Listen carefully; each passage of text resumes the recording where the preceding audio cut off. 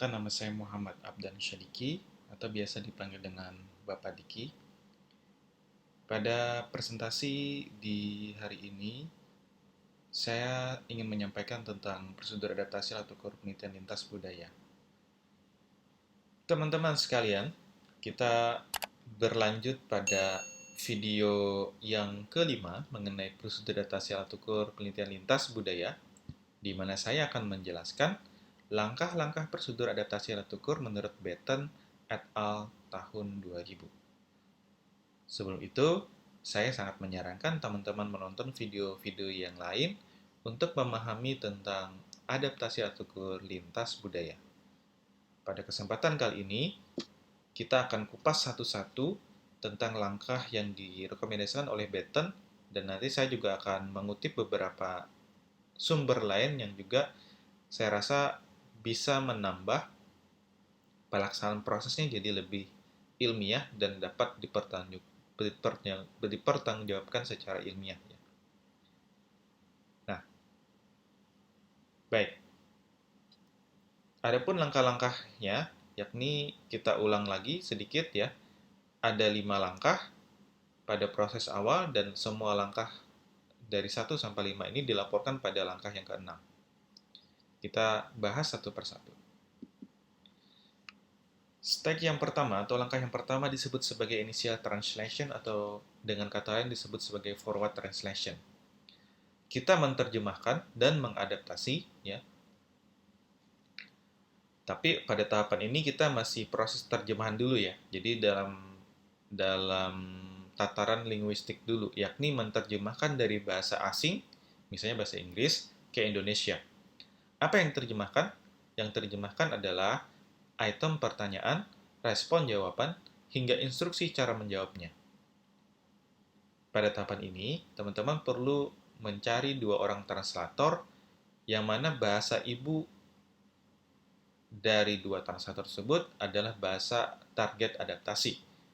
Misal orang Indonesia yang bilingual. Nah, pada translator 1 disarankan oleh Batten untuk mencari orang yang paham dengan konstruk pengukuran kita. Misalnya dalam hal ini konstruk psikologi, berarti kita carilah orang psikologi untuk mentranslasi alat ukur kita. Sementara translator kedua, sebaiknya adalah orang yang tidak paham konsep yang diukur, di luar kemampuan akademis. Artinya dia adalah profesional mungkin di bidang kelinguistikan, kebahasaan ya, yang biasanya dia mempunyai rasa bahasa keseharian dalam penggunaan bahasa asing yang kita translate ya. Karena bahasa keseharian tersebut biasanya lebih mudah diterjemahkan ke bahasa Indonesia. Ya, kalau dia mempunyai kemampuan untuk menggunakan bahasa keseharian. Translator sebaiknya memiliki bukti bahwa dia mempunyai kemampuan bahasa Inggris yang memadai, dibuktikan dengan tes hasil kemampuan bahasa Inggris, misalnya TOEFL, kemudian IELTS ya. Untuk TOEFL sebenarnya tidak ada acuan baku, tapi umumnya kalau kita anggap orang kompeten dalam berbahasa Inggris, biasanya dia mempunyai nilai TOEFL minimal 500. Selain TOEFL 500, IELTS ya, itu juga biasanya kita anggap dia mempunyai kemampuan bahasa Inggris yang memadai, itu dengan nilai IELTS misalnya 6. Ya mungkin bisa diturunkan sedikit jadi 5,5, tapi saran saya mungkin 6 itu udah bagus sekali. 6 ke atas ya.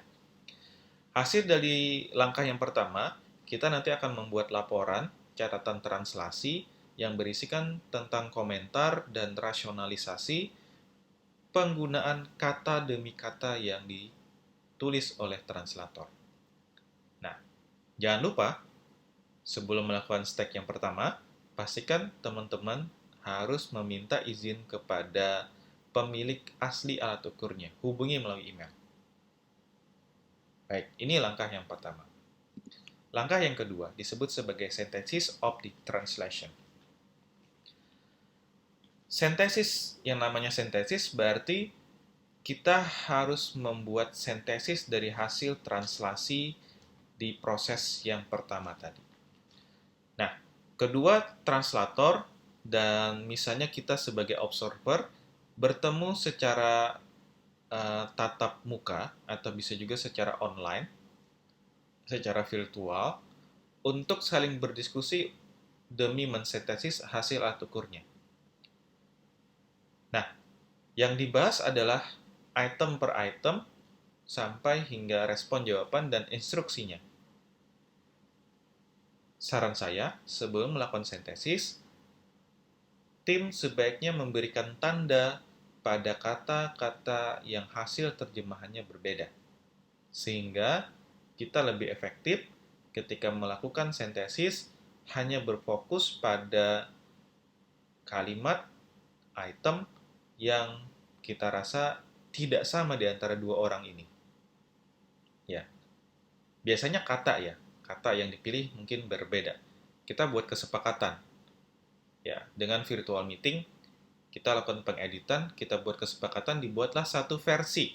Hasilnya adalah berupa satu versi yang disebut sebagai versi T12 sesuai kesepakatan bersama.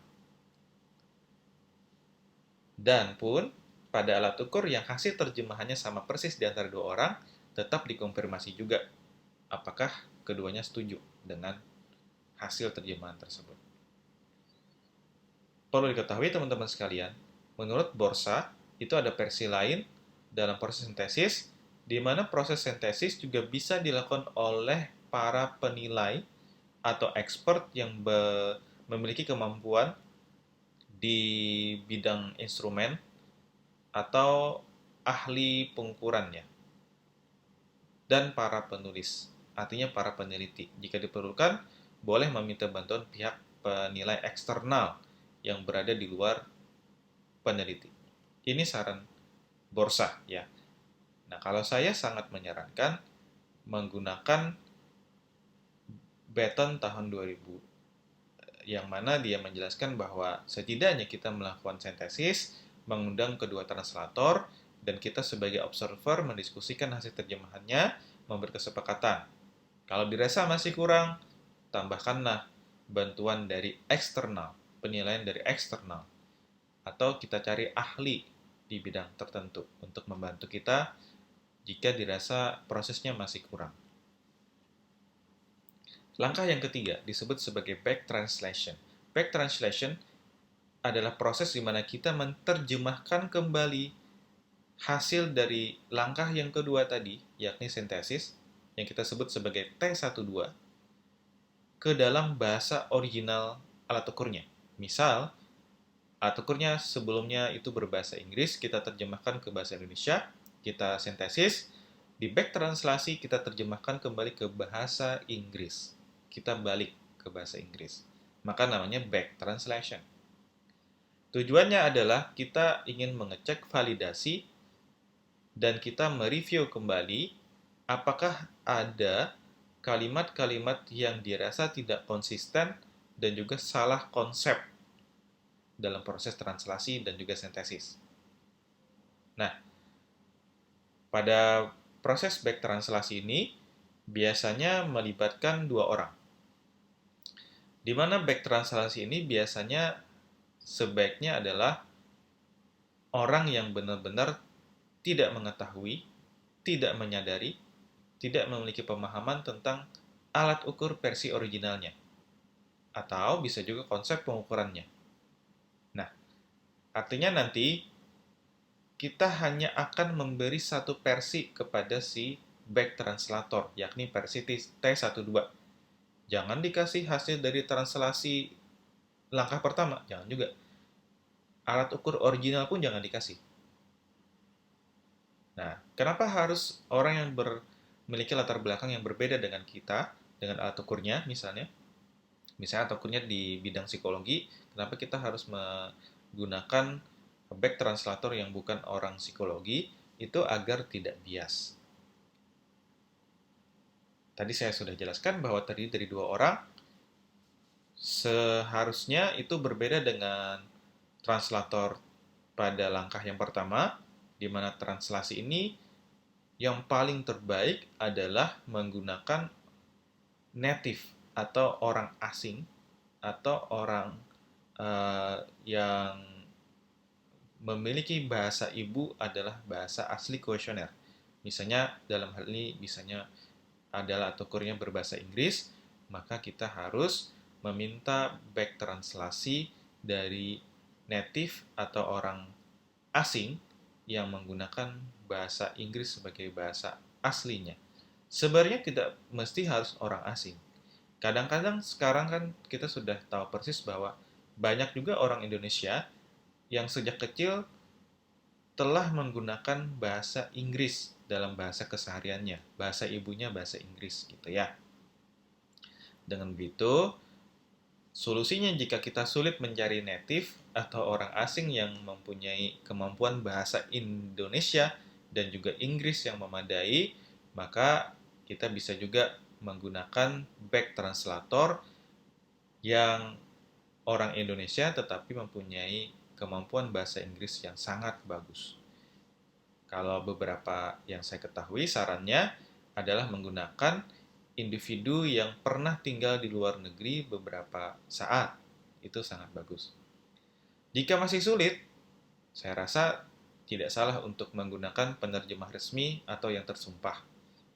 Nah, jika masih sulit juga, maka dengan begitu kita carilah orang dengan kemampuan berbahasa Inggris yang baik dengan bukti nilai TOEFL atau nilai IELTS yang memadai.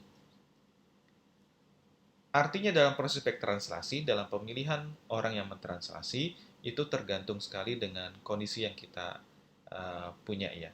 Mungkin di daerah-daerah yang di luar ibu kota, kita agak kesulitan mencari orang Indonesia yang dari kecil sudah berbahasa Inggris, misalnya begitu. Ya, dengan begitu kita harus cari mungkin di orang daerah kita yang punya kemampuan bahasa Inggris yang juga tidak kalah memadainya dibandingkan orang yang sejak kecil berbahasa Inggris. Langkah yang keempat disebut sebagai Experts Committee. Standar ini ditawarkan Batten dengan cara melibatkan satu ahli metodologi, dua ilmuwan profesional, tiga profesional dalam bahasa, dan ada 4 orang tambahan, ya. Totalnya berarti ada 6 orang, ya. Ada 7 orang, yakni 2 translator pertama dan 2 back translator. Jadi ada 7 orang menurut saran Batten. Nah, tugas expert di sini adalah konsolidasi mengenai hasil dari proses 1, 2, dan 3. Translasi, sintesis, dan back translasi.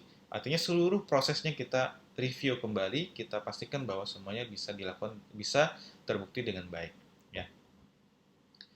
Untuk keputusannya sendiri, itu biasanya dilakukan dengan cara membuat 4 keputusan. Yang pertama adalah semantic equivalent. Artinya di sini ada kesetaraan arti dan kejelasan. Tidak ada kata yang ambigu. Ya, kosakatanya juga mudah. Ya. Jadi begitu. Yang kedua, idiomatic equivalent.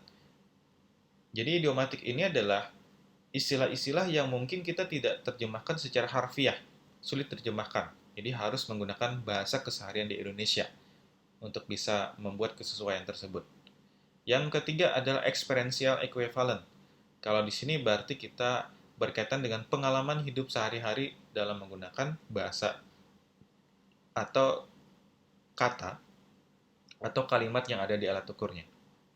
Ya. Yang keempat adalah conceptual equivalent. Berarti ini kita harus menyesuaikan dengan konsep makna kesetaraannya antara alat ukur yang sudah kita terjemahkan dengan yang misalnya originalnya. Nah, rekomendasi yang diberikan oleh Batten adalah versi akhir, artinya tadi habis translasi, sintesis, back translasi, ada lagi nanti satu versi terakhir dari hasil expert di sini, yang harusnya adalah versi terakhir ini bisa dipahami setara oleh anak 12 tahun. Ya, ini istilah dari Batten ya. Jadi dia menyampaikan setidaknya anak yang 12 tahun itu bisa mengerti tentang alat ukurnya. Ya. Nah, tentu kita tahu persis bahwa ketika melakukan skripsi dengan sebanyak 7 expert committee ini mungkin akan memberatkan bagi mahasiswa ya. Maka tentu biasanya ini dikembalikanlah pada pembimbing atau misalnya dosen yang bersangkutan untuk membuat keputusan komposisi dari expert yang ditugaskan untuk menilai hasil dari step 1 sampai ke langkah yang ketiga. Ya. Jadi disesuaikan kembali, boleh ada penyesuaian, asalkan dapat dipertanggungjawabkan secara ilmiah, karena nanti di langkah yang kelima, kita akan melakukan test of the pre-final version. Jadi, versi yang pre-final ini, idealnya kita uji sebanyak 30-40 orang pada sampel yang representatif. Dari tadi saya menyebutkan sampel representatif ya. Sampel representatif itu artinya adalah, misal kita ingin meneliti pada mahasiswa angkatan 2019 psikologi. Agar representatif, kita ukurlah pada mahasiswa bimbingan konseling angkatan 2019. Ada kemiripan dari bidang keilmuan, misalnya ya, dan usia, dan juga status kemahasiswaan. Nah, sumber lain juga menyarankan bahwa sebaiknya pre-final ini juga dilakukan oleh sebanyak 10-40 orang. Silakan nanti gunakan yang mana, rujukannya bisa diambil di antara dua tersebut. Yang pasti tujuan dari langkah yang kelima ini adalah mengevaluasi alat ukur berdasarkan pandangan dari target sampel dan evaluasi secara statistik. Saran saya pada proses ini, lakukan wawancara untuk menilai alat ukur yang sudah tersedia. Biasanya dilakukan juga langkah yang mana kita sebut sebagai uji keterbacaan. Di dalam uji keterbacaan ini, kita pastikan bahwa dari perwakilan sampel representatif, misalnya dari 30 kita ambil 10 ya. Kita tanyakan apakah alat ukurnya sudah cukup bisa dipahami, ya sudah jelas, instruksinya sudah jelas, dan seterusnya. Nah, selain itu, demi menjaga kualitas, kita lakukan yang namanya uji statistik psikometrik tambahan, misalnya uji konsistensi internal untuk menilai reliabilitas. Langkah yang terakhir adalah submit ke pengembang alat ukur atau komite penilai.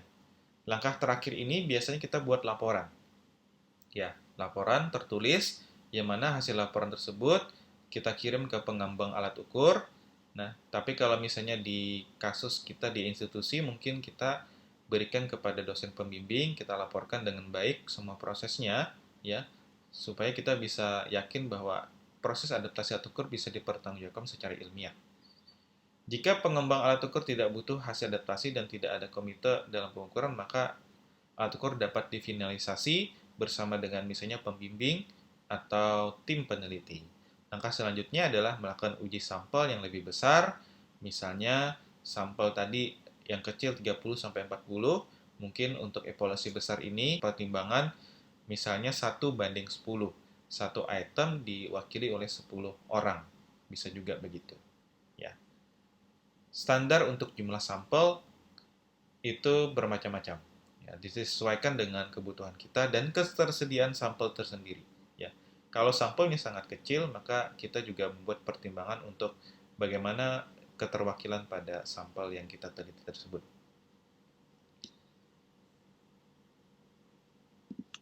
Baik. Baik, demikian mungkin presentasi saya mengenai proses adaptasi alat ukur yang dijelaskan oleh Batten et al. Tahun 2000. Jika teman-teman ada pertanyaan atau komentar, boleh diketik dalam kolom komentar di channel YouTube kami. Dengan demikian, saya ucapkan terima kasih.